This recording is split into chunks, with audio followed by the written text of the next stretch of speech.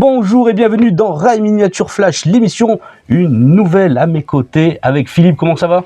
Eh ben écoute, tout va bien. On est bien. On est bien, tu vois, on a sorti les chemises à fleurs, parce que c'est l'été, il fait chaud. Tout à fait. Quand à partir de 35 degrés, c'est la chemise à fleurs. Et fini les pulls. Et fini les pulls, on est content, bien entendu, de vous retrouver. Ça, c'est essentiel. Mais en plus, on va dire, c'est le bon terme, on a une canicule d'informations à vous transmettre aujourd'hui. Carrément, hein, le terme est bon. Hein. Oui, parce qu'une avalanche en ce moment, ce serait pas adapté. Bon. On gardera ça pour cet hiver. On va éviter de vous faire patienter comme ça, on va rentrer dans le vif du sujet avec un beau sommaire aujourd'hui. Bien entendu, le dernier 685 de Rail Miniature Flash qui sort, donc il est dans l'envoi quasiment. Ah oui, là il est sur la route. Il arrive d'Estonie, si tu veux, en camion, voilà. Donc vous allez prochainement. Il sera là vers, on est combien? On est le 4. On est le 4. Donc il sera là, vous le trouverez entre 8 et 10 dans vos kiosques préférés. Voilà, donc pas de problème, les délais apparemment sont tenus. Donc on a ça dans le sommaire. Ensuite on a des beaux livres aussi, on va les présenter. Ils sont là, ils sont sur la table, ils vous attendent. Oui. On va vous les présenter. On a aussi la question de Manu qui est passé nous revoir. Rappelez-vous, en première émission, c'était à Chambéry. Il est passé nous voir. Il a une question assez pertinente quand même sur le degré de qualité pour exposer quelque part un petit peu. On va revenir. On va revenir dessus. Toujours dans notre sommaire avec la venue d'un chef, d'un artisan qui va nous présenter quelque chose de somptueux, Denis Sordel. Oui, Denis Sordel, oui, tout à fait. C'est un auteur de Rail Miniature Flash qui se fait un petit peu rare dans nos pages, mais parce que à chaque fois qu'il amène quelque chose, c'est toujours quelque chose qui fait du bruit d'une certaine façon, parce que c'est de la construction intégrale, c'est de l'inédit, donc on va découvrir ça. On ne dit pas plus. Bien entendu, également, vous aurez quelques petites séquences vidéo, parce que Rail Miniature Flash était à Fédérail aux Herbiers dernièrement, donc Philippe nous en parlera un petit peu. Il y a aussi un beau déballage aujourd'hui, de la marque de chez Nord. Oui, exactement, une surprise. Effectivement, de chez Nord. Et puis, bien entendu, quelque chose à gagner, mais ça, il faudra rester jusqu'à la fin. Et je rappelle qu'il y a déjà eu des lots à gagner. Oui. Et sur les 3, il y en a 2 qui n'ont pas été réclamés. Alors, moi, je montre un parce qu'une personne a réclamé et 2, dépêchez-vous parce qu'on remettra en jeu, sinon, ces lots dans la prochaine émission qui sera, je pense, au mois d'août. Voilà. Donc, si vous n'avez pas vu les résultats, je vous invite à retourner en arrière sur l'émission et de voir tout simplement les commentaires qui avaient affiché les gagnants. Allez, le sommaire, c'est fait, vous avez vu, on va se régaler. Donc la venue du numéro 685, prochainement, comme tu l'as dit, il est sur la route. 685, donc vous allez découvrir la couverture en incrustation, parce que je n'en ai pas reçu moi non plus. Le camion n'a pas été plus vite vers chez moi. Donc le 685, vous allez comme d'habitude avoir un certain nombre d'ouvrages de comment faire, un article de transposition sur une gare du Massif central qui est assez pertinente, gare de bifurcation qui s'appelle Meymac, juste avant Ussel, et puis deux réseaux qui ont la particularité l'un et l'autre de faire la part belle à l'exploitation. D'accord. Tous les deux dans un beau décor. Alors il y en a un qui est français, qui est situé dans le nord de la France, à côté de Maubeuge, et l'autre c'est les vacances, on se dépayse, c'est un thème américain avec une exploitation extrêmement poussée, avec vous avez des cartes wagons, vous avez un programme qui détermine la composition des trains, etc. Et puis des petits clins d'œil aussi amusants à découvrir. Donc dans le prochain numéro, vous verrez encore, je pense, un beau numéro que vous allez pouvoir déguster avant l'apéritif, à la plage. Très bien. En prenant bien soin de vous mettre au frais, de ne pas lire en plein soleil, on ne sait jamais. Voilà. Et puis des belles surprises qui vont composer donc ce nouveau numéro, avec toujours la part aussi qui fait rêver, avec la partie décoration, la partie bien sûr, tout ça. bien sûr. Les tests. Test, effectivement. Alors, test, pas simplement sur le matériel roulant, parce que je dois admettre que dans ce numéro, la part réservée aux tests de matériel roulant est un peu à la portion congrue. Oui. Non pas qu'on a décidé de réduire ceci, mais tout simplement parce qu'il n'y a quasiment pas de nouveautés qui sont sorties. C'est ainsi.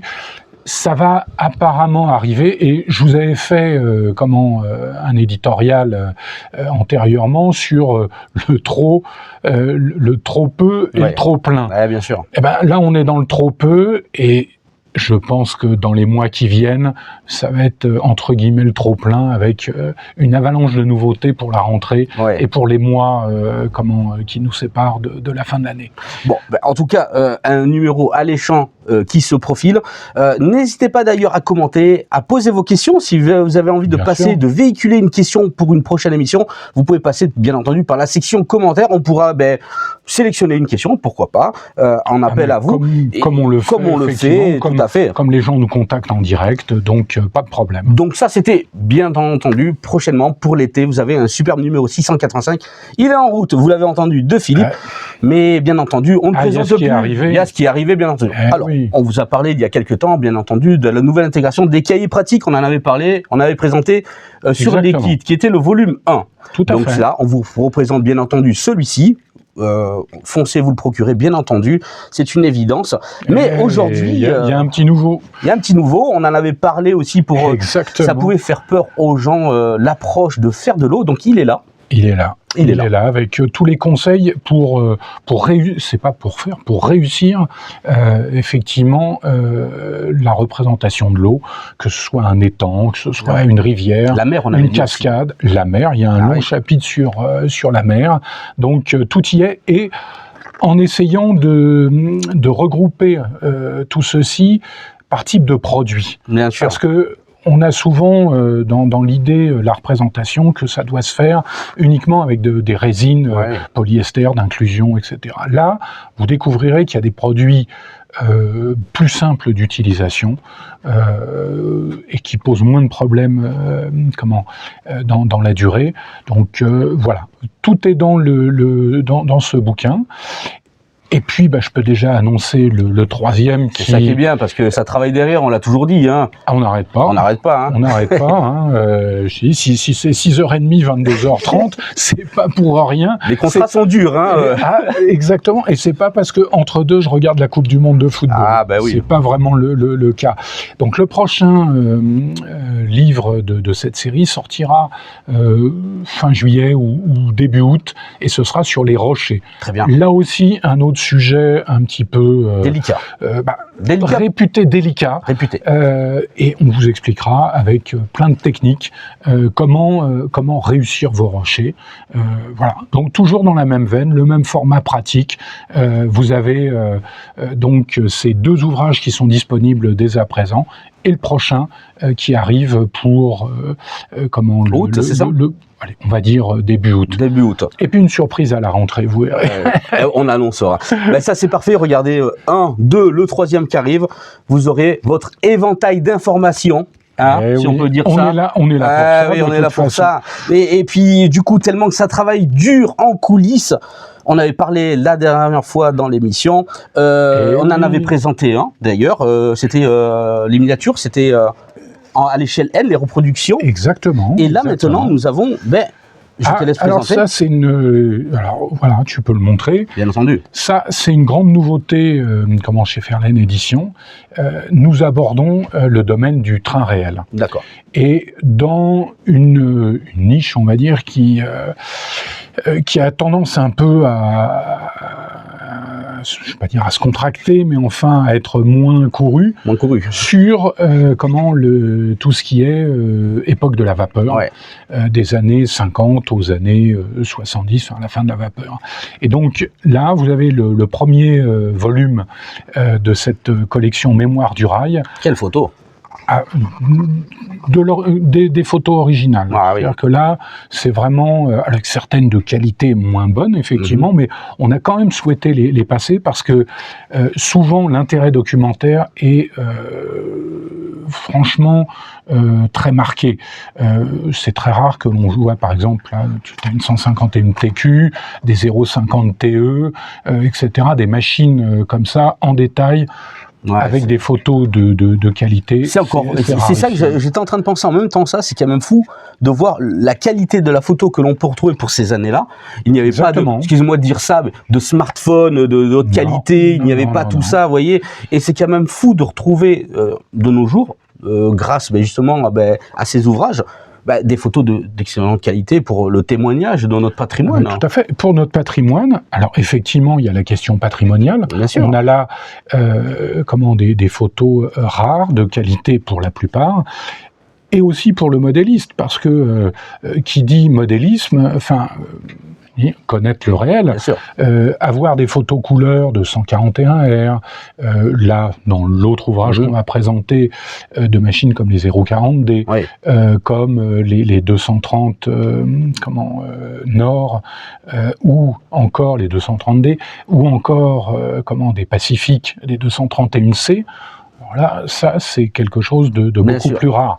Avec des photos de détail aussi en noir et blanc, avec un très bon piqué, qui permettent de se rendre compte, par exemple, sur les 231C, on a tous en tête l'ancien modèle Jouef, ou celui qui va sortir chez R37, qui est la 3e sous-série des 231C. Mais en fait, il y a eu 2 sous-séries avant, avec un tablier différent, une cabine qui est rivetée et non pas soudée. Et ça, ce genre de détails, les puristes, je n'avais encore jamais vu ce genre de choses. Et au-delà de ces aspects-là, vous avez les machines dans leur biotope, avec dans les dépôts, en ligne, et surtout avec l'élément humain. C'est pour ça que ça s'appelle Homme et Machine, parce que tout ceci ne fonctionnerait pas s'il n'y avait pas les hommes pour le faire fonctionner. Et les auteurs des photographies sont souvent des cheminots aussi, et ont mis en avant cet aspect-là. Donc voilà. Homme et Machine, donc celui-ci le premier, c'est le dépôt de Boulogne. Alors, justement, je t'écoutais, en même temps, c'était une petite question que je voulais te poser.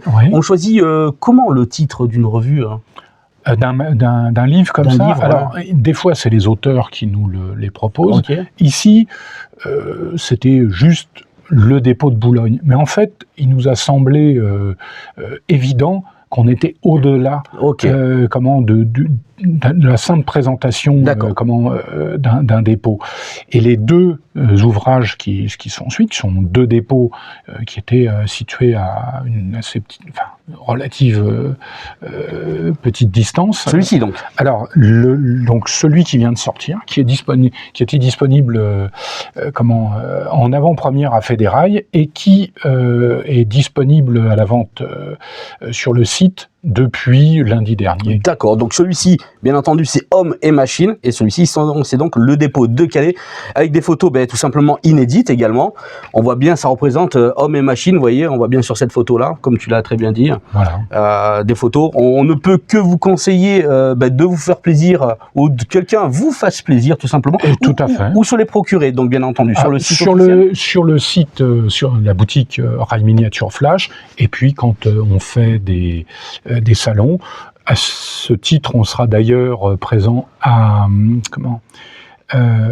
Laval. D'accord. Donc, c'est l'exposition qui ouvrira un peu la saison des expositions.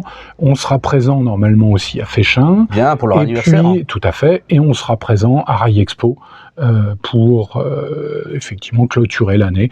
Une saison un petit peu moins chargée que l'année dernière, mais enfin, qui sera quand même assez...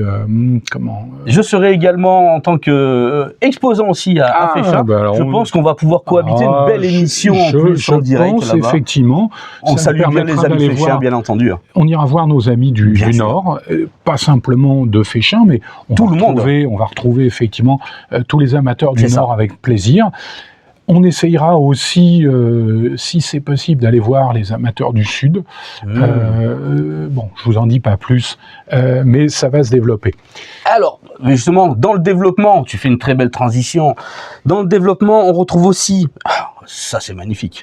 Je te laisse le présenter parce que déjà, il est lourd, donc il y a du contenu. Alors, je pense que vous connaissez tous les éditions Nicolas Collection, donc Thierry Nicolas, qui nous produit de belles monographies de machines. Et donc, cet ouvrage est sur les CC 14000 et 14100 et couvre toutes les machines, tous les numéros de machines au cours de leur vie, sont traités. Donc ça commence dans les années 50 jusqu'à la fin de carrière pour ces machines. C'est tout simplement fantastique. Quand voilà. On voit alors c'est pas une nouveauté, je précise, mais par contre, pourquoi j'ai amené ceci? Parce que on a réapprovisionné, je me suis rendu en Belgique, on a réapprovisionné tous les ouvrages de la collection qui étaient encore disponibles. Donc, sur la boutique, vous avez de disponibles tous les ouvrages sur les machines françaises. Alors, attention à la disponibilité, regardez bien, parce que il y a des numéros, il y a des exemplaires, on ne parle pas de magazine, désolé, mais d'ouvrages, il y a des exemples, des monographies qui vont partir assez vite. Oui, je pense. Et Thierry Nicolas ne réimprime pas ceci. C'est-à-dire qu'une fois que le titre a disparu... Il a disparu. Il a disparu. Et après, c'est le marché l'occasion, après.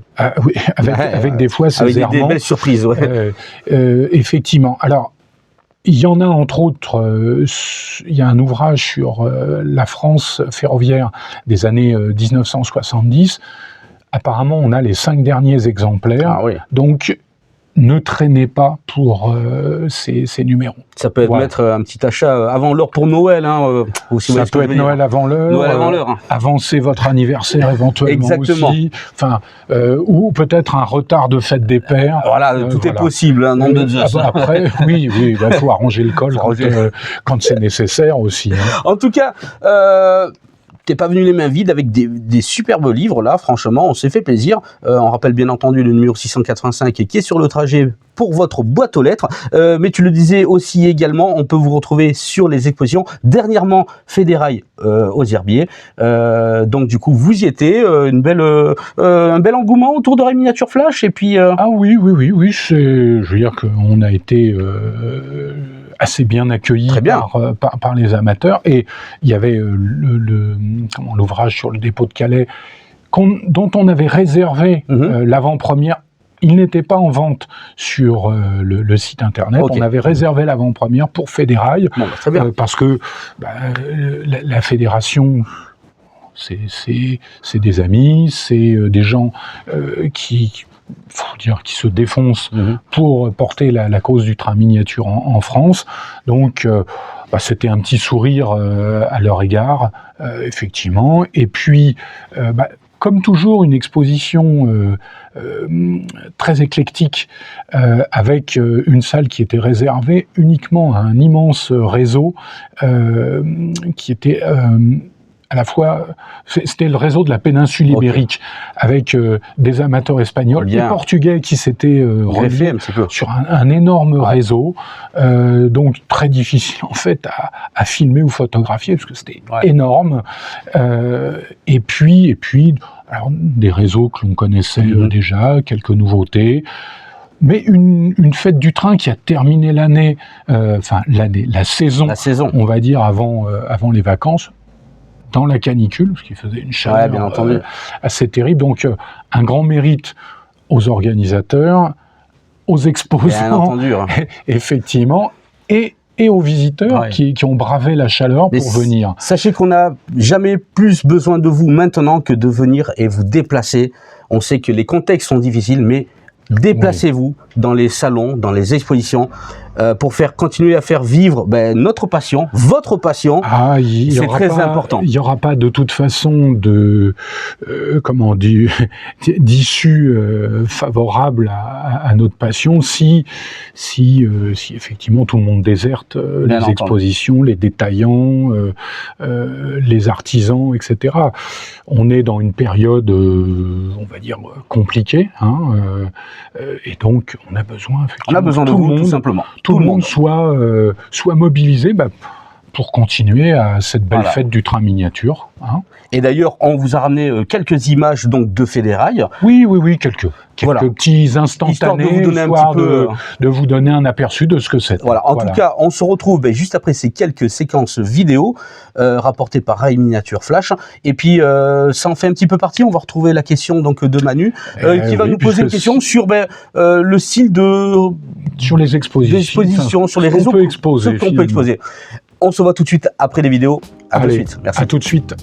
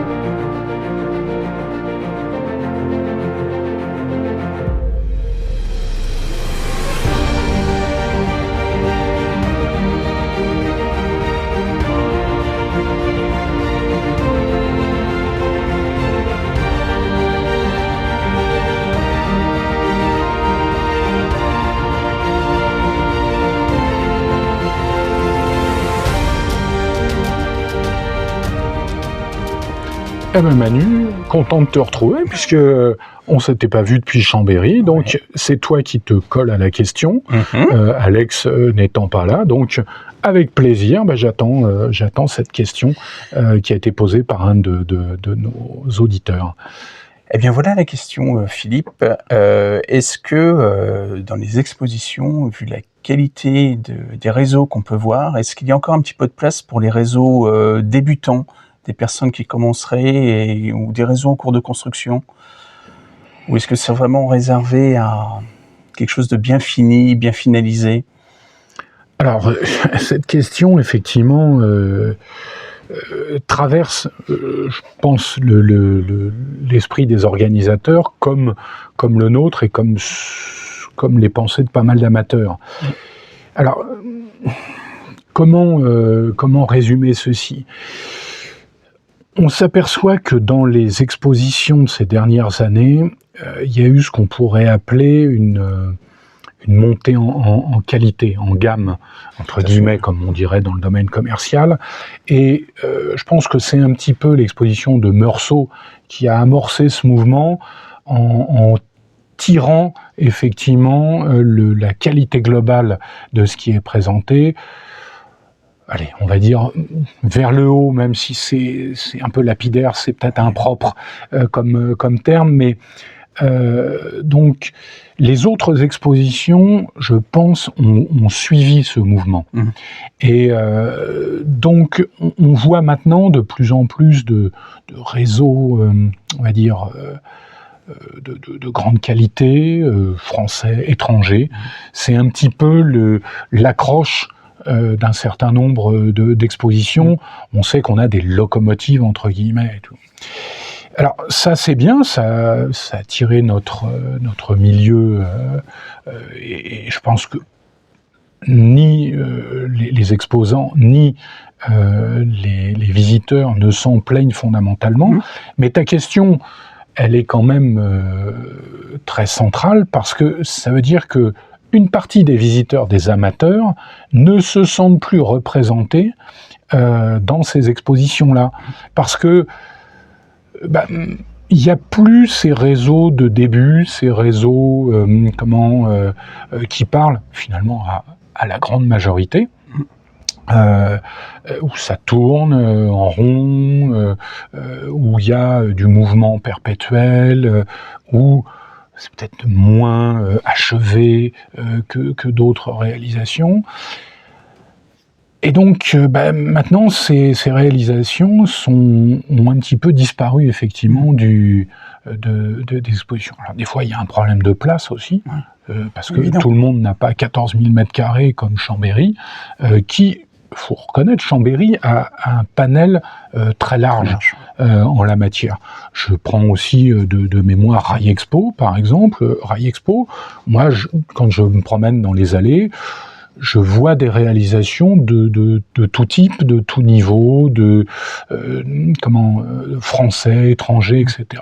Donc, je pense que la réalité n'est pas si noire qu'elle peut être des fois présentée dans les discussions, sur les forums ou les groupes Facebook et autres, ou les discussions entre amateurs. Maintenant, c'est une vraie question que les organisateurs d'expositions doivent se poser, je pense. C'est comment ouvrir sur la totalité de la diversité, de ce qui fait la diversité du domaine du train miniature, parce que on ne résume pas tout avec quelques têtes d'affiche. C'est beaucoup plus ample que ça, c'est beaucoup plus vaste. Alors, j'ai pas la réponse, pardon, mais c'est une discussion, je pense, c'est une réflexion que doivent avoir les organisateurs pour essayer de remettre peut-être ou de mettre en avant cette diversité, débutants, les jeunes, et les différents niveaux, si je puis dire, peut-être même des réseaux en cours d'achèvement. Ce qui pourrait être intéressant, j'ai fait ça dans les années 80, entre autres pour Jouef, je présentais sur un stand le réseau, c'était sur une semaine, dans un centre commercial, et je présentais une partie du réseau en cours de construction. Et tous les jours, j'avançais. Peut-être que des réseaux en cours de construction pourraient être présentés comme ça. Ça serait l'occasion de montrer des trucs et astuces pour tous. Voilà, donc c'est ouvert. Je pense que c'est une réflexion qui va se faire, et on en aura la traduction, j'espère, ultérieurement. En tout cas, Manu, merci pour ton intervention, et puis pour cet auditeur qui a posé la question, dont tu t'es fait le porte-parole. Donc, à très bientôt. À bientôt.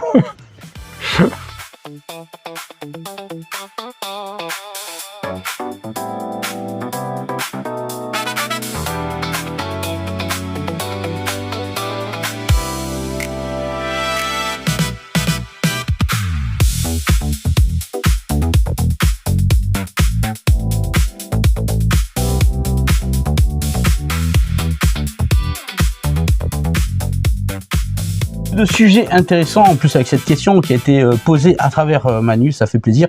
Je vois un petit peu le type de question, bien entendu. En fait, c'est vrai qu'il y a des gens qui peuvent avoir une certaine frustration de voir des choses taillées au laser, qu'on peut dire magnifiques, mais en même temps, on en parle hors caméra, c'est représentatif de notre monde. Il faut qu'on montre des belles choses pour dire à tout le monde, vous pouvez y arriver. Vous pouvez vous lancer, arriver à ce même niveau d'exigence. On est d'accord. De toute façon, c'est l'idée. C'est pas. C'est fait pour ça.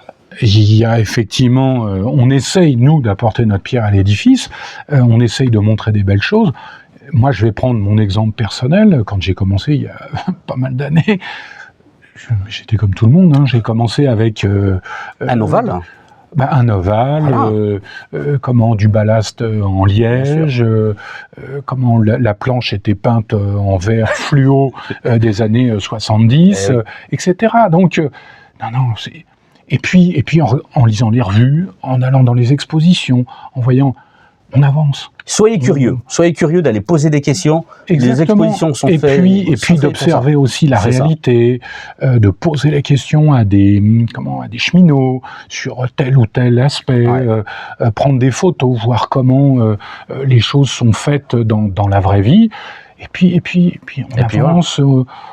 C'est un processus, je crois, toujours en évolution. Et n'ayez pas peur de vous tromper, bien entendu. Ouais, bien sûr. Et allez voir les passionnés, posez-leur des questions. D'ailleurs, en parlant de passionnés, on a un passionné aujourd'hui qui nous rejoint, avec un invité de qualité, en la personne de monsieur Denis Sordel. Exactement. Que tu vas faire l'interview, c'est Philippe, bien entendu. Il n'y a pas que moi qui fais les interviews. Il y a Philippe. Juste au moment où je suis enroué, c'est moi qui fais les interviews. Tu t'en profites. J'en profite. Est-ce qu'il va aller boire une bière, vu la chaleur, je ne sais avec pas. modération, bien entendu. Oui, toujours. Sans alcool. Donc, on passe la main à Philippe, l'interview, et vous allez voir, c'est de toute beauté. Surprise, c'est de suite. Eh bien, nous voilà maintenant avec Denis Sordel, comme l'a annoncé Loïc. Donc, Denis, pour le présenter très rapidement, est un auteur de rails miniatures flash. Ça fait 3 ou 4 ans que tu as commencé à écrire dans la revue, avec toujours des articles, on va dire, qui ne sont plus si fréquents, en fait, dans la presse ferroviaire. C'est vrai. C'est-à-dire que toi, ton truc, c'est la construction intégrale. Et la construction intégrale avec un médium qui est finalement, qui peut être abordable par tous, c'est le profilé Evergreen. C'est ça, je me trompe pas. C'est ça, exactement. Mais je vais te laisser maintenant te présenter un peu ton parcours, et puis déjà présente-nous un peu ton parcours. Comment t'en es arrivé là? Parce que on tombe pas tout petit dans la construction intégrale quand même. En fait, moi, ça fait 30 ans que je fais du modélisme. Moi, je suis Dijonais, comme Loïc maintenant. J'ai été, entre guillemets, au bord des voies, passer mes vacances scolaires, faire des photos de train à partir de 96, 97, donc ça fait une trentaine d'années. Et puis, en parallèle, donc, le modélisme, où la première chose que j'ai fait en faisant du modélisme, c'était de bazarder tout le vieux jouef que j'avais des années 50, parce que pour moi, c'était pas ça le modélisme. Et très tôt, j'ai commencé vraiment à vouloir, entre guillemets, déjà avoir un parc qui soit unifié, avec des standards, voilà, d'un wagon à l'autre, d'une marque à l'autre, parce qu'il y a quand même beaucoup de disparités. Et la deuxième chose, effectivement, après, c'est s'approcher, donc déjà à l'époque, je disais RMF, à partir de 96, les articles de Bernard Siri, qui étaient très inspirants. Et puis après, vraiment, l'étape suivante, qui a été pour moi vraiment une marche très très importante, c'est au-delà de ça. Après, c'était les articles d'un autre Bernard Canet, de Voie Ferrée, qui a, pour moi, c'était vraiment aussi une autre révélation en disant, on peut aller plus loin que le super détaillage, que je fais encore très régulièrement, des modèles du commerce, je fais énormément de super détaillage de modèles existants. C'est la construction intégrale où là, j'étais vraiment ébahi par ces réalisations dans la revue Voie Ferrée. Après, il y a eu d'autres personnes aussi qui l'ont suivi dans un modèle vraiment d'excellence, où en fait on prouvait aux gens que, avec des matériaux de base, comme tu l'as dit, Evergreen, qui est une merveilleuse base de travail, on pouvait vraiment se lancer avec finalement des risques assez restreints. Parce que si on se trompe sur un wagon, si le châssis il est mauvais, tout ça, ou il est voilé, ça représente quelques euros de foutu en l'air, quelque part, des heures de travail, mais c'est pas non plus parce qu'il y a quand même important. Les heures de travail par rapport à ça, mais c'est vrai que la matière, c'est peu de choses. Voilà. Moi, j'ai passé, je suis cheminot, je travaille sur la région de Dijon, je suis spécialisé en signalisation et caténaire, et avant d'être cheminot, j'ai eu une autre vie professionnelle, j'ai passé 10 ans et demi en expatriation pour le domaine du pétrolier et du gaz. Et une bonne partie de mon travail, c'était... on devait construire des éléments de plateforme pétrolière, là, cette fois-ci en réel, et avec des profils existants, des poutres en H, des poutres en I, de la tôle, et comment on va construire sa structure. Comment on va faire C'est vraiment une notion de constructabilité que j'ai adaptée finalement au modélisme, en disant, voilà, on a un wagon qu'on voudrait reproduire, un rapide coup d'œil, et puis après, quelques mesures permettent de voir qu'effectivement, le châssis du wagon, il est construit avec de l'UPN, avec du HEB, avec de l'IPN. C'est des matériaux qui existent dans l'industrie, c'est pas été fait spécifiquement pour le constructeur de wagons, et en plus, Evergreen a dans sa gamme énormément de produits qui se rapprochent très très près de ce qu'on cherche à faire. Donc, après, il y a un cheminement en disant, voilà, toujours en se posant la question sur l'équilibre entre le réalisme du wagon et son côté fonctionnel, qu'est-ce qui va se passer quand on mettra sur le réseau, une étude qui est faite en disant, voilà, il faudra que je fasse des concessions, et en même temps, on va se permettre tel ou tel niveau de réalisme qui n'empêchera pas une exploitation correcte. Alors, c'est effectivement assez intéressant ce que tu dis, parce que tu pars de matériaux bruts qui sont accessibles à tous, comme en réalité. Finalement. Voilà, comme en réalité. Donc, on reprend des principes du réel pour arriver en modélisme à faire quelque chose de, finalement, avec, je vais pas dire la même simplicité, mais tu montres, mais tu montres bien que c'est pas avec une baguette magique qu'on construit le réel, et c'est pas non plus avec une baguette magique ou une science absolument terrible où on arrive à le transcrire en modélisme. L'essentiel dans tout ça, c'est simplement poser les bonnes questions et ne pas avoir peur aussi passer les heures, mais effectivement, quelque part, le modélisme, il est là aussi, c'est aussi dans la phase de fabrication. C'est pour ça que moi, personnellement, j'ai toujours été pour l'instant, assez distant avec l'impression 3D, parce que finalement, j'ai pas accès. Alors, je sais pas du tout ce que je dis, que c'est une solution de facilité, mais quelque part, on a le plaisir aussi de la construction. Avec moi, c'est la méthode que j'ai employée. Tout à fait, ça c'est différent. Effectivement. L'impression 3D, je l'utiliserai sans doute un jour. Là, pour l'instant, ce que j'en ai vu, je suis pas spécialement convaincu, notamment pour la qualité de la matière, qui se perce très mal, qui se colle très mal, qui se façonne très mal, à l'inverse des profils Evergreen, qui eux se travaillent admirablement bien. Alors, ce qui fait la spécificité de ton travail aussi, je ne sais pas si nos lecteurs l'ont bien réalisé dans la revue. Il faut déjà qu'ils aient tout lu, parce que c'est dense. C'est vrai que c'était dense, c'était dense, mais tout y était, c'était pointu, ça permettait, avec les schémas, etc., normalement d'arriver au bout. Mais ce qui fait ta spécificité, c'est pas... Tu parlais de Bernard Canet ou même de Bernard Siri, d'autres, on pourrait citer Jean-Paul Quatreçou chez LR, etc. C'était souvent des modèles uniques. C'était souvent un modèle que l'on va présenter en vitrine ou quelque chose de... une pièce un petit peu... Ça, c'est un one-shot.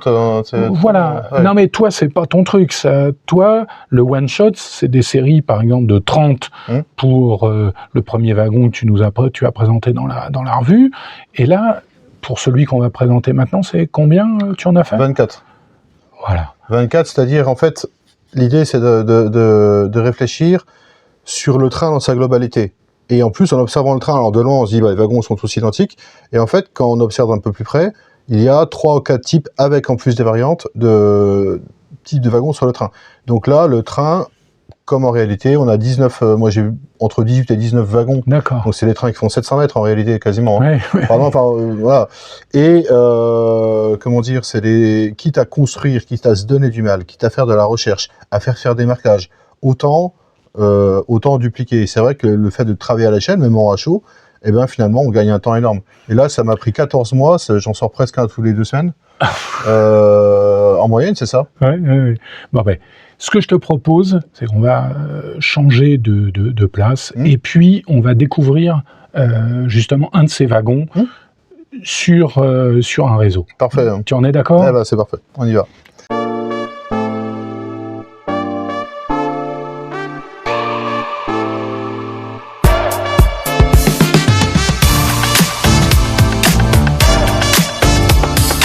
Bon, mais Denis, nous voilà maintenant devant une de tes œuvres. Je vais te laisser la parole parce que c'est toi qui vas pouvoir nous décrire ceci. Donc, qu'est-ce que c'est que ce wagon déjà et pourquoi ce choix? Alors, c'est un TVD 467, donc TVD comme transport de véhicules divers. Ce sont des transformations de wagons qui ont été faites notamment aux ateliers de Joigny dans Lyon, qui ne sont pas les ateliers SNCF d'ailleurs. Un endroit pareil passionnant que j'ai eu la chance de visiter récemment d'ailleurs, et depuis le début des années 81, à partir de 81, SNCF a demandé des transformations de wagons existants, notamment des couverts EVS SIE. Il y a eu des K50 également qui sont passés pour récupérer les châssis et créer des wagons donc pour le transport de véhicules utilitaires principalement. Donc on a des monospaces, on peut mettre des SUV, voilà, ce genre de choses. Et c'est vrai que moi, c'est des trains que je trouve très esthétiques. Bien souvent, c'est les trains entiers, très longs. Donc, je savais que ces types de wagons n'avaient pas été reproduits en modélisme. Donc, les wagons aux 3 essieux, on ne présente plus, notamment chez Electrotrain. Mais ceux-là, non. Moi, pareil, je me rappelle, on avait été passionné par une fameuse vidéo en 99, la montée de la Maurienne avec la CC 7107. La vidéo où j'ai retrouvé notamment François Coppa, président de la PMFS, qui faisait l'attelage à l'époque avec Eric Thibault. Enfin, c'était une vidéo entre guillemets un petit peu faite entre amis. Moi, j'étais admiratif de ce qu'ils avaient réalisé. Ça avait pris 4 jours pour faire la vidéo, parce qu'il y a eu beaucoup de péripéties. Et donc, le fameux train 41-321, entre Ambérieu et Modane, était constitué, entre autres, de wagons comme ça, qui à l'époque était encore gris, avec des marquages. Je vais me permettre une question. Quand tu parles de wagons, en fait, ceux-ci circulent toujours en couplage. Donc, un wagon, c'est... Ça, c'est un wagon. Voilà, le couplage est un wagon. Voilà. Quand tu dis j'ai reproduit 19 wagons, c'est pas juste ceci, c'est 19 couplages. En rachot, le train il fait presque 7 mètres de long. D'accord. Voilà. Donc ça, on le voit aussi au fait que tu es par face, tu es qu'une plaque, une seule plaque avec l'identification et le frein à main aussi en un seul exemplaire. D'accord. Qui agit sur l'ensemble du couplage. Le frein à main n'agit que sur le cylindre de frein de cette partie-là. D'accord. Voilà. Et donc, voilà, c'était inspirant. Donc, ça faisait quand même 25 ans que j'avais ça en tête. C'est ce genre de train que je trouve magnifique. Et j'ai la chance, par mon travail, donc de travailler des fois pas très loin du triage de Gevrey, notamment. Je les voyais arriver, je les voyais passer. Donc, entre-temps, ils sont devenus bleus. Ils ont été repeints à partir de 93. Donc, au début des années 2000, beaucoup déjà avaient été repeints dans cette belle livrée-là. Entre-temps, Jeffco a disparu. D'ailleurs, je m'étais intéressé aussi à la raison sociale de l'entreprise. Jeffco n'existe plus, donc sachant que Jeffco faisait beaucoup d'autres choses que le transport de véhicules utilitaires. Donc je me suis aussi intéressé à cette partie-là, entre guillemets, qui était cette entreprise et qu'est-ce que c'est devenu. Et donc c'était le transporteur attaché plutôt au groupe PSA. C'était gestionnaire d'envoi franc-comtois. Donc ils étaient effectivement, tout ce qui sortait de Sochaux était transporté sur des wagons Jeffco, mais pas que. Ils ne faisaient pas que pour le constructeur automobile. Voilà, donc ce wagon-là, il a un côté, c'est ce que j'appelle un wagon caissonné. Donc on voit un peu les longeons sur le côté. C'est un caisson, ni plus ni moins, l'ossature du châssis, qui permet notamment de loger un lest. Parce qu'il faut bien être lucide, même avec des courbes pas plus bas de 1 mètre de rayon, ce qui n'est pas chez tout le monde. Si on fait un train très très lourd, vous imaginez ce que ça tire sur tous les wagons de tête. Donc, j'ai fait, on va dire, entre guillemets, une entorse à la réalité en intercalant une plaque de lest dans la structure de châssis. Pour l'histoire, je m'étais même amusé à reconstruire complètement un châssis tel qu'il est dans la réalité. C'est avec une structure extrêmement complexe. Donc, j'ai pas pu faire ça en modélisme, forcément. Oui, ça c'est plus. Et donc, ce serait plus pour un modèle de vitrine. Voilà, c'est plus un modèle de vitrine. Donc là, le but, c'est de rendre quelque chose de fonctionnel. Oui, parce que là, on ne parle pas de modèle de vitrine, on parle vraiment de quelque chose qui est destiné à rouler sur un réseau. Il est conçu pour ça, attelage et élongation d'office. Oui. C'est SMD, donc Denis Magot qui a fourni les boîtes d'essieu avec palier en laiton et les attelages d'élongation. D'accord. Pour le rendre vraiment fonctionnel, c'était le but. Et naturellement, chaque wagon est testé et éprouvé en réseau avant la phase de super détaillage et de peinture. C'est qu'en fait, les wagons, entre guillemets, je les maltraite sur un réseau pour vraiment voir s'ils tiennent. J'ai eu un ou deux avec les châssis rayés parce que les essieux sont au RP25 aussi. Oui. Donc là, ça suppose aussi d'avoir des châssis qui soient parfaitement en plan. Effectivement. Tu n'as pas de... Tu ne crées pas de suspension dedans, tu n'as pas de suspension. Non, c'est des châssis rigides. Châssis rigides. J'ai pris le pari de faire les châssis rigides, en plus avec un empattement assez important. Oui. Et après, avec un marbre, finalement, on arrive j'ai aussi à redresser certains châssis qui étaient un petit peu vrillés. Et finalement, ça fonctionne. Parce que tu me disais tout à l'heure, enfin, tu nous disais tout à l'heure que, en fait, maintenant, sur une caisse, on va dire, qui est relativement unifiée, en dessous, il y a aussi bien des plats K50 que des wagons Jeffco, pas des wagons Jeffco, des wagons à EVS à parois coulissantes, etc. En fait, les empattements étaient les mêmes ? Pas toujours. Voilà, donc il y a des différences entre les différentes séries et les différentes constructions. C'est ça, c'est une frustration que j'ai rencontrée de ne pas avoir trouvé assez de documentation sur qui étaient les wagons pour tel type de wagons d'honneur. Voilà, c'est exactement ça, les wagons conservés de base. Donc, ce que j'ai choisi de faire, c'est vraiment me baser à ce que j'ai vu sur le terrain en réel et ce que j'ai pu mesurer comme code sur le terrain. Tu as mesuré effectivement les empattements. Donc avec naturellement un maximum de sécurité, naturellement. Oui, je me doute. Je suis ça vis-à-vis de mon employeur également. Oui. Mais ce que j'ai vu est réel. Après, je m'aventure pas à extrapoler sur quelque chose que je connais pas. Je vais pas proposer, surtout au lecteur d'RMF, des choses dont je suis pas exactement sûr. Donc les codes, notamment ce qu'il y a sur les schémas, c'est vraiment une transposition exacte au 87e. D'accord. Et ce qui est confirmé notamment par le contenu des plaques d'identification du wagon. Oui, parce que là, alors justement, parle-nous un petit peu, parce que forcément, qui dit construction intégrale, wagon qui n'existe pas, toutes ces inscriptions, etc., tu as dû réaliser... J'ai fait une étude en fait par type de wagon, et j'ai cherché après une entreprise pour faire ces marquages. D'accord. Et en tâtonnant un petit peu, j'ai fini par trouver un homme sur Marseille, un certain Michel Pelé, que j'ai eu la chance vraiment avec qui j'ai eu la chance d'échanger, et c'est une raison sociale qui s'appelle SARL Virage.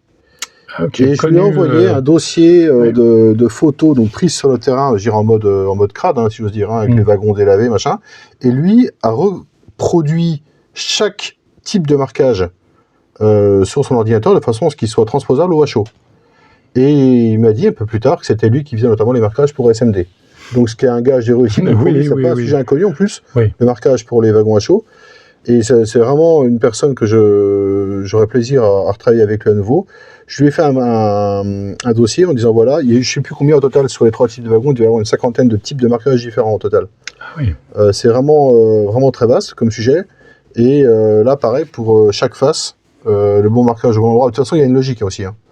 Tout ce qu'on voit ici... Explique-nous un petit peu justement ce cheminement, parce qu'on voit des tas de petites choses et tout. Donc, c'est quelque part, synthétiquement. Alors, c'est très standard, parce qu'il n'y a rien vraiment de spécifique à ce type de wagon. Il y a l'indication, par exemple, au niveau des commandes de purge. Au niveau des... parce qu'on voit ici, on a les commandes en dessous pour le type de voyageur marchandises. on a naturellement ici les plaques, ici, les marquages qui sont pour les freins à main, en disant telle pente maximum. Sachant que d'un wagon à l'autre, c'est pas le même pourcentage de pente maximum. Ah oui. Donc ça fait encore une spécificité. Les numéros de boîte d'essieu. Donc là, pareil, les numéros impairs d'un côté, les numéros pairs de l'autre. Ah oui, les boîtes d'essieu sont repérées. Elles sont numérotées, elles ont chacune oui, je vois, effectivement. Donc, quelque part, c'est les standards. On pourrait presque, entre guillemets, faire une partie des marquages sans avoir vu le wagon. Parce qu'il y a une logique. C'est la logique SNCF, c'est la logique UIC, si je veux dire. Oui. C'est pas là, on a le cadre de révision, voilà. Et puis, Jeffco, il m'a fait un logo Jeffco qui est toute beauté, je trouve. Posé sur de la peinture Umbrol. C'est de la peinture Umbrol. Parce que ce que j'ai fait, c'est qu'en fait, j'ai eu. C'est un mélange ou tu as trouvé une teinte qui. C'est un mélange. En fait, j'ai cherché. Tu as contre-typé exactement. la parce que j'ai fait un prélèvement de peinture, en fait. C'est-à-dire qu'en fait, j'ai réussi à prélever une plaque de peinture qui se décrochait, mais j'ai pas pris la face qui était exposée au soleil, j'ai pris la face qui était contre le primaire. Et donc, qui était restée intacte des UV. D'accord. Et basé là-dessus, j'ai fait un mélange, donc c'est assez savant, mais assez.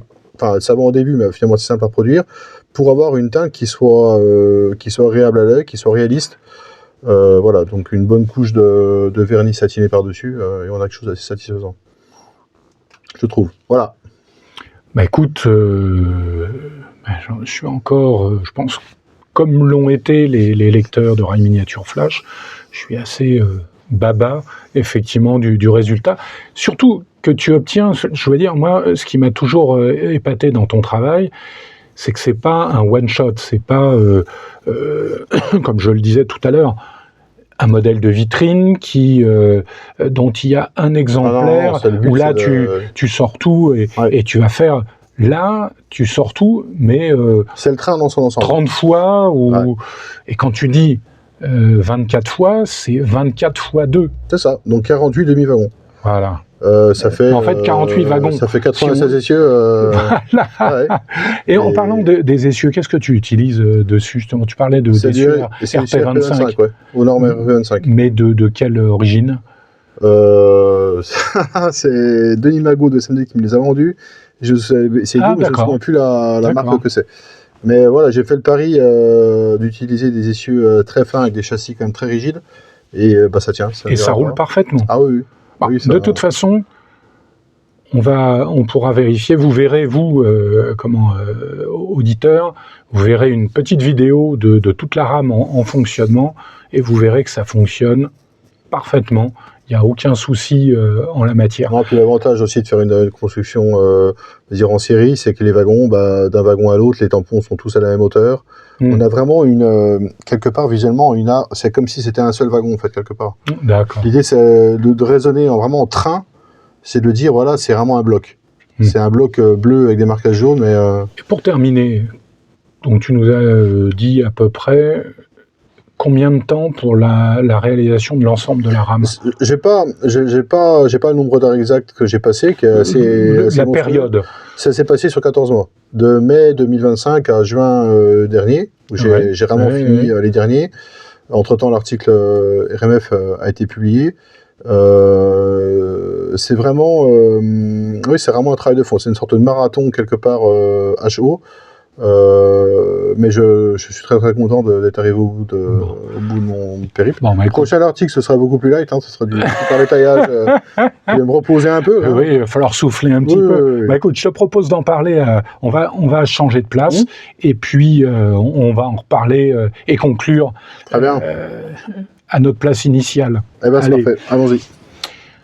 Bon, donc on a découvert par l'image et puis par tes explications donc cette série de wagons qui était, je veux dire pour moi, absolument ésotérique. TVD 467, ça disait pas grand-chose. Maintenant, j'en sais un petit peu plus effectivement et sur l'origine.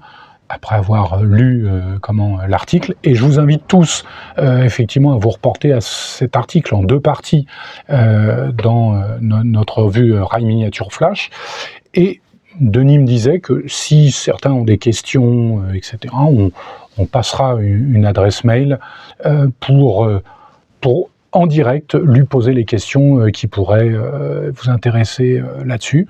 Donc, en tout cas, merci Denis de t'être prêté à ce merci à brillamment merci à cette interview et puis à tes articles parce que ça ravit toujours d'avoir ce genre de choses qui montrent qu'on peut faire de l'excellence avec peu de moyens investis à la base, mais beaucoup de temps et beaucoup de passion.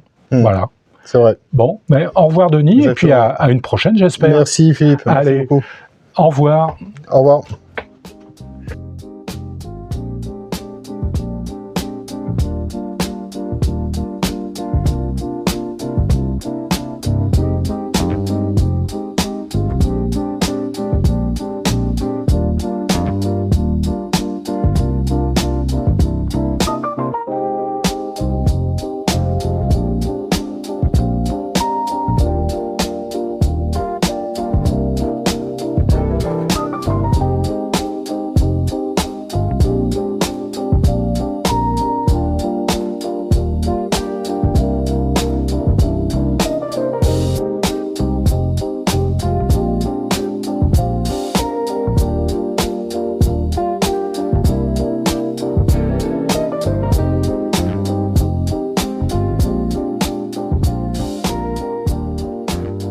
Une canicule d'informations, vous l'avez bien dit dans le sommaire, avec de belles surprises, une belle rencontre qu'avec Denis. Hein. Exactement. Franchement, c'est tout simplement un modèle explosif, hein, on n'en voit pas.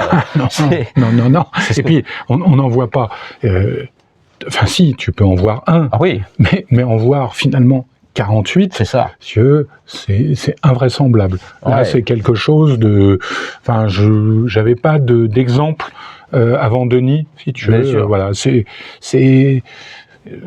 une classe à lui tout seul. Bien entendu, bien entendu. En tout cas, on s'est fait plaisir, mais c'est pas tout. On aura aussi la présentation d'un produit de la marque de chez Nord. Wow, une grosse boîte là, qu'est-ce donc? Oui, écoutez, c'est ni plus ni moins que la version 4.0 de leur fameux Grassmaster.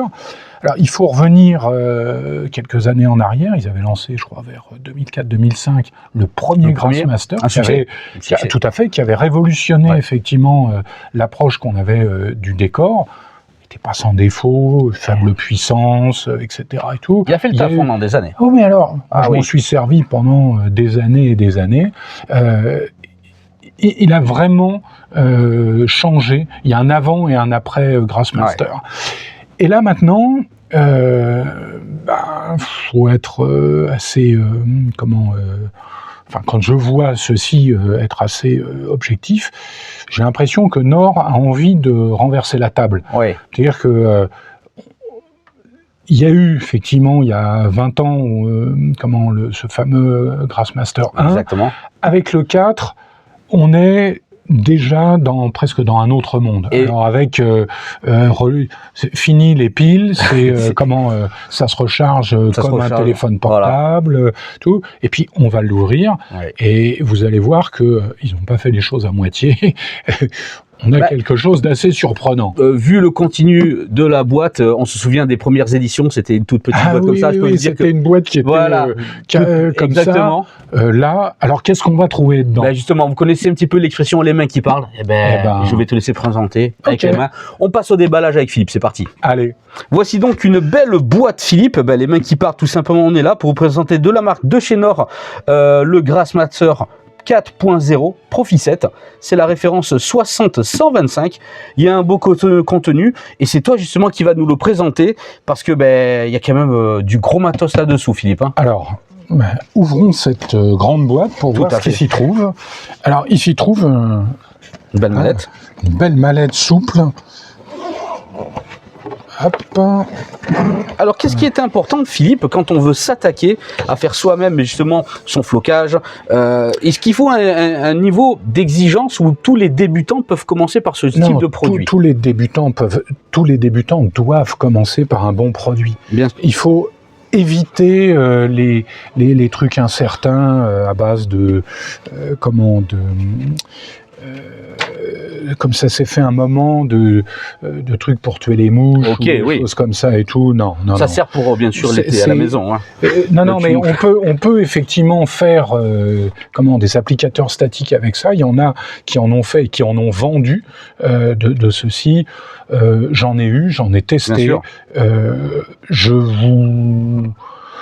vous invite à éviter ce genre de produit. Là, on est avec quelque chose de éminemment pro. Quand on voit ça, là, c'est une fabrication industrielle. Bien entendu, vous allez retrouver le manuel d'utilisation à lire, bien entendu. On n'est pas du tout sur quelque chose c'est pas de la bricole, là. Alors, lire le manuel d'utilisation, oui, parce que vous avez affaire à quelque chose qui n'est pas sans certains risques.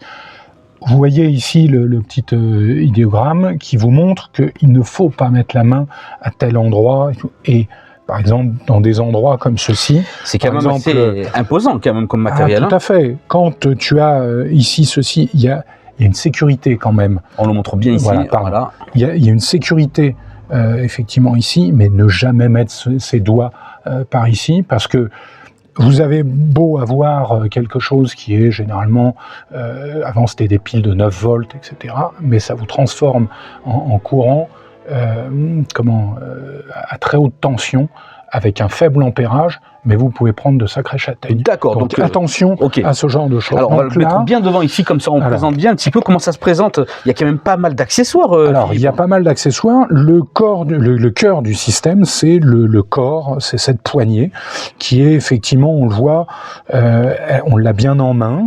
Elle est d'un diamètre tout à fait, je dirais, on l'a bien en main, quoi, on va dire ça. Gérable, parce que quelque chose, si par exemple c'était comme ça, tu vois, comme certains appareils du marché, où c'est le corps.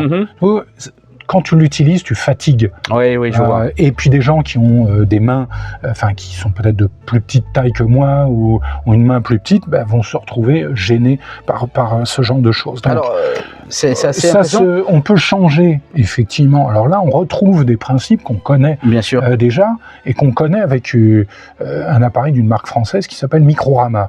Ce système interchangeable rompt complètement les bases de ce qu'était le Grassmaster ancien.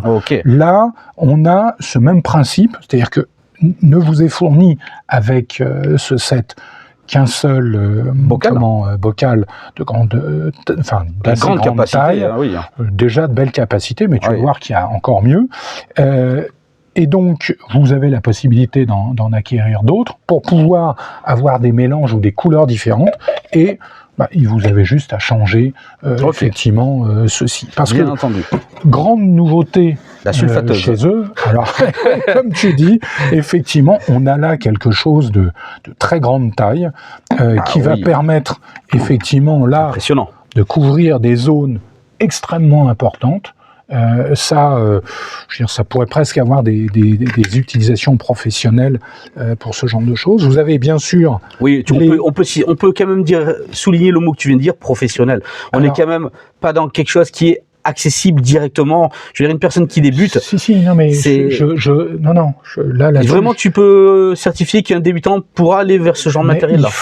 Il faut commencer avec ça. Commencer avec du matériel cheap qui a peu de possibilités. C'est une frustration à un moment ou à un autre, et c'est un achat vers du matériel beaucoup plus pointu à la suite. Donc, là, moi, je ne conseille pas, effectivement, vaut mieux attendre dans ce cas-là, vaut mieux économiser, parce que c'est un coût quand même, on est d'accord. Mais ceci reste dans les prix des autres appareils du marché. D'accord. On s'envole pas au niveau des prix. Et un appareil professionnel, par exemple, ça vaut entre 1000 et 1200 €. Tu vois ? Là, on est dans la gamme de prix, je veux dire, pour les appareils de ce type, avec ce niveau d'équipement. Donc, non, il n'y a pas... Donc ça, ce sont les filtres, les raquettes un petit peu. Ce sont les filtres que vous mettez, parce que, ça, par exemple, ça va être pour du 6 mm, ça pour du 12 mm. D'accord. C'est suivant, en fait, les tailles, et ça, celui-ci... pour les fibres de 2 ou 4 mm. Voilà, c'est adapté. Regardez-moi quand même la taille de ce bocal, quand même, il est quand même impressionnant. Vous avez la même chose pour le petit bocal, pour le plus petit, et vous avez alors le câble de recharge. Le câble pour la recharge, et inflexible pour les applications précises. Ça, c'est bien, ça. Et puis, quand je dis flexible, voilà, c'est-à-dire que vous pouvez semi-rigide, on va dire. Oui, mais vous pouvez aller chercher dans les coins. Pas mal. Effectivement. Donc là, on sent que ça a été réfléchi, c'est bien pensé. Des détails comme ceci. Hein. On montre bien la caméra. Ça, donc pour éviter, donc c'est bien posé, parce qu'avant c'était juste une poignée ronde. Bien sûr. L'appareil roulait. Là, voilà. Oui. Là, il bouge pas. Le câble, effectivement, pour relier, qui sert de masse, pour relier à la zone humide. La possibilité de varier l'intensité ici. Et vous avez un bouton qui bloque, qui se retire, qui bloque la fonction marche-arrêt. D'accord. Okay. Et ça peut être effectivement assez utile pour éviter un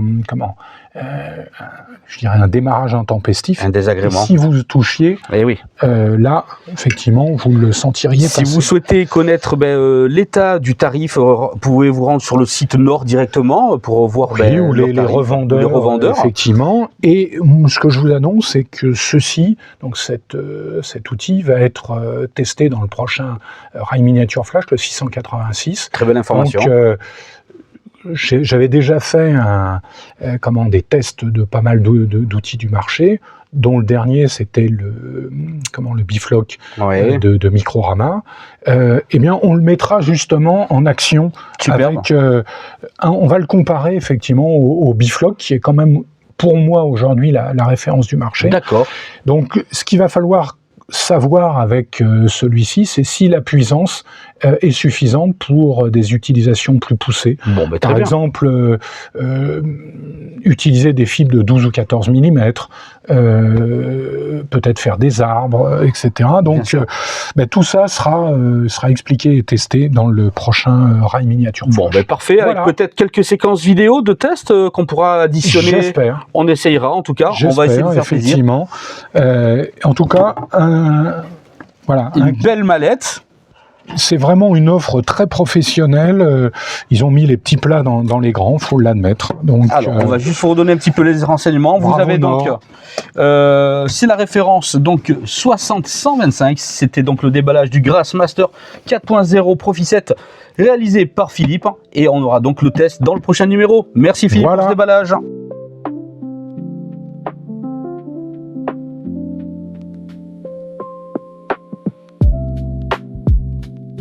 On s'est fait plaisir, Philippe, sur ce nouveau numéro, plutôt cette nouvelle émission. Mais oui, comme toujours. C'est un plaisir de te retrouver, de vous retrouver. Et d'ailleurs, merci, parce que on a d'excellents retours, de très beaux commentaires. Tout à fait.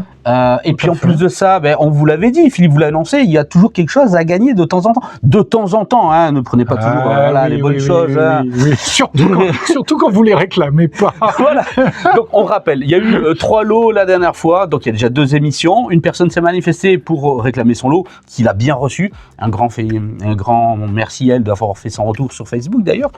Et 2 personnes qui n'ont pas réclamé. Donc on invite les gens qui regardent cette vidéo-là, s'ils sont susceptibles d'avoir gagné, de retourner sur l'ancienne émission, il y a les gagnants. Et donc le mail de contact, bien entendu. Voilà, si les lots ne sont pas réclamés, ils seront remis en jeu sur la prochaine émission. Donc la date butoir, on va dire, au 31 août. Oh non, même avant, fin juillet, puisqu'on va se revoir, je pense, courant août. Le temps passe. Et puis on va essayer encore de boucler une émission. Alors donc, en tout cas, dans celle-ci, on est là, Philippe. Rail Miniature Flash a le plaisir de vous offrir sur le même procédé que la dernière fois. Vous commentez la vidéo, vous dites je participe. Si vous avez envie de dire quelque chose de sympathique sur l'émission ou même de contribuer en posant une question pour la prochaine émission, faites-vous plaisir, bien entendu. On est ouvert à tout sujet de discussion, bien entendu, à partir du moment où ça touche notre passion à tous, hein, on est d'accord. Hein. Et donc, cette fois-ci, pas de kit de bâtiment et tout. Là, c'est un modèle, effectivement, de couvert classique. Récent. Oui, tout à fait. Très belle reproduction pour un wagon du service de la voie de Metz. Voilà, donc un beau modèle à gagner. Voilà. On attend votre participation, vos commentaires. N'hésitez pas à partager, à vous abonner, voilà. etc. Et puis maintenant que le meilleur gagne. Vous n'en serez que récompensé parce que petit à petit les émissions vont s'étoffer. Il n'est pas dit que l'on fasse aussi des émissions en extérieur, à la rencontre de quelqu'un. On ne sait jamais, tout est possible et envisageable. N'hésitez pas. On ne s'est fermé aucune porte de toute façon, c'est clair. Nous, vous savez, avec Philippe, voilà, on est sans filtre, on y va. Tout à fait. Et on n'écrit rien, on se fait plaisir avant tout, c'est le naturel au galop. On est entre nous, de toute façon, entre tous les deux, puis avec vous. Comme on discuterait sur un stand d'exposition ou attablé après un bon repas et on discuterait de notre passion commune. Voilà, donc c'est un peu la philosophie de l'émission. C'est d'abord se faire plaisir. Et merci de faire confiance à ce nouveau format. Tout à fait. Et puis Philippe, on se voit bientôt. Un bel été. Bel été, on va se revoir pendant l'été. Bonnes vacances, bel été à vous tous. S'il y aura à nouveau une canicule de nouveauté. Et puis, même canicule, on descend au frais, on fait du train. Exactement. Faites-vous plaisir, de belles vacances à vous tous, un bel été, on se revoit prochainement. Très bientôt. À bientôt, au revoir.